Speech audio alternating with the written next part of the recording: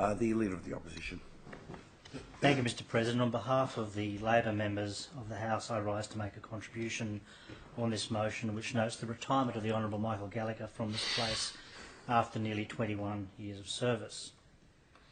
I was in this chamber when the joint sitting occurred when Michael Gallacher was elected to replace Stephen Mutch in 1996.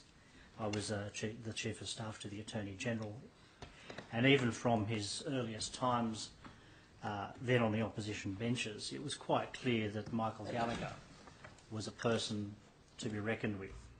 And of course, when he was elected leader of his party in this place in 1999, I think it came as a surprise to a number of people in and around state politics at that time, unless you had been watching Michael and his careful attendance to his fellow members in this place. He was, as previous speakers have noted, a very capable person. I think he would have been successful in any walk of life. He came to this place after a good career in the New South Wales Police Force as a highway patrol officer, a detective and an undercover police officer targeting corrupt police. And so he had a substantial professional background in a field other than politics when he came here. But of course, when you met Michael Gallacher, you could pick him as only being a cop. He had that certain essential way about him that is quite familiar to those who know law enforcement officers. He was a very capable and powerful speaker. He had the dominance of his own forces and of this chamber. He was a very formidable opponent, whether you talk about the period that he was in opposition or in government. And for my part, and I think my party, we certainly always respected his skills and his capability. I note that, of course, he was the longest-serving opposition leader in this place, and I can place on the record, Mr President, I have no desire to emulate that record, or indeed his record of service of nearly 21 years.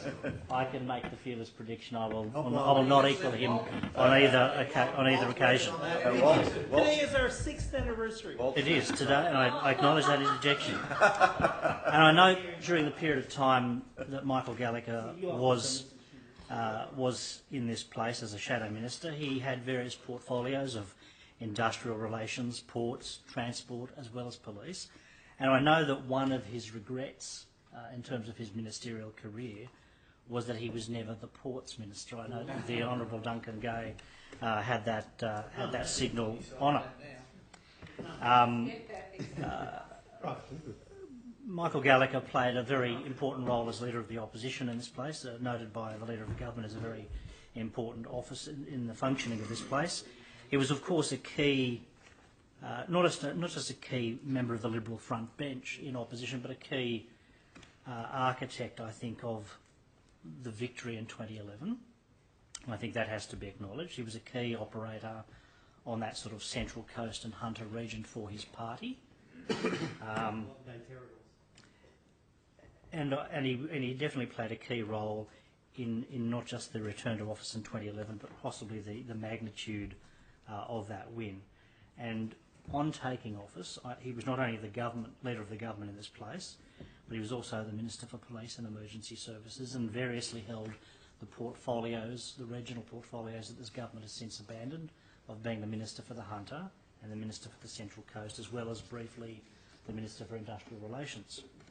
All of those things have to be acknowledged. And I do note that one of his achievements, which haven't been discussed here in terms of his ministerial career, was the reforming of the Crime Commission, which, whether you agree with what he did or what the government did, and I have mixed views about it myself, Mr President, that was a very substantial piece of reform work.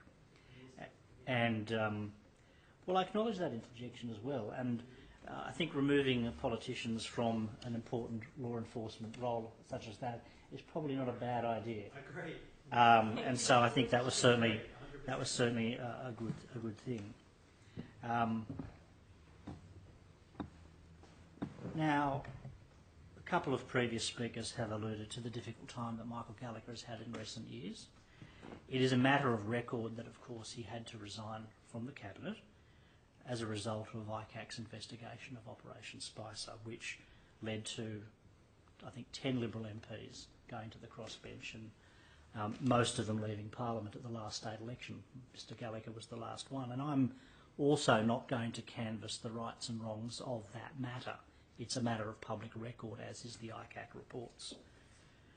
But the previous speaker, the Honourable Trevor Khan, is right to acknowledge that we are all human and that these things, and public life generally, do take a toll, not just on the individual who chooses to seek public office, but on their family who largely do not consent to that, or not, they don't make that decision. And I do know that those years were led to a very heavy burden on Michael's family. And that is something that should be acknowledged and should be regretted, because even if it was utterly unavoidable, I think we should acknowledge the human element. And the previous speaker, the Honourable Trevor Khan, also noted about his personal interactions with Michael Gallacher. And I will say this, and I'm not casting aspersions on any member of the House, but it was my observation during that time when he was having a very difficult time, and yes, was a very lonely figure in this place. I think probably more people on my side of the House reached out to him and sought to ascertain his welfare than those he once led in this place. And I just think that is something we all need to be conscious of, because we are all human, we are all imperfect. And this is a very small chamber. And I think acknowledging the human element is all important. Moving on and noting his previous interest in the Ports portfolio, I was surprised but happy to see that he had become the Chief Executive Officer with Ports Australia, and I've had a brief conversation with Michael about that, and he is certainly relishing the new challenge and the new role. And for myself and on behalf of the opposition, Labor Party, I want to extend to him, Judy and their family our best wishes for a very happy and fulfilling future out of politics, and I hope that he is able to leave behind the difficult times that he has experienced in the last few years and enjoy the balance of his professional career and life,